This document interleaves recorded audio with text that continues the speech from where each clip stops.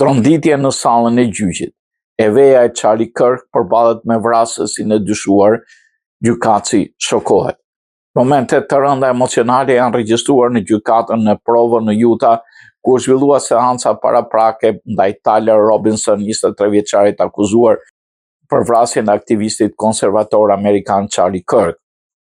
Për herë të parë, nga atentati i shtatorit, Erika Kirk, bashortja e Charlie Kirk, përballë në sallën e gjyqit me personin akuzuar për ekzekutimin e bashortit të saj. Ajo mbriti në gjykatë shoqëruar nga prindit e Charlie Kirk, po u largua pak çaste përpara se prokuroria të shfaqte pamjet filmike të atentatit për shmangur momente tronditse. Edhe vetë gjyqtari Tony Graff nuk arriti ta shite reagimin e tij kur në monitor u shfaq videoja ku Robinson dyshohet se qellon Charlie Kirk në qafë. Sipas mediave amerikane, gjyqtari u tërhoq instinktivisht prapa në karrike dhe bëri një grimasë tronditje përballë pamjeve të rënda.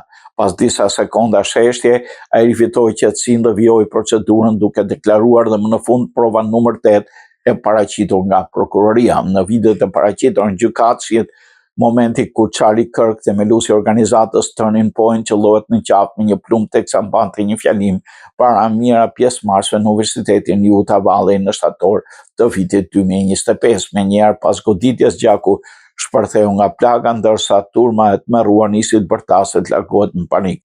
Ndërsa në sallë shfaqeshin këto pamje dramatike, Tyler Robinson u vure duke buzëqeshur në disa momente duke biseduar me një nga avokatët e tij, sjellje që të rroqë vëmendjen e të pranishme. Robinson nuk ka deklaruar ende fajsi ose pafajsi. Nëse shpallet fajtor për vrasjen e Charlie Kirk, ai rrezikon dënim me vdekje.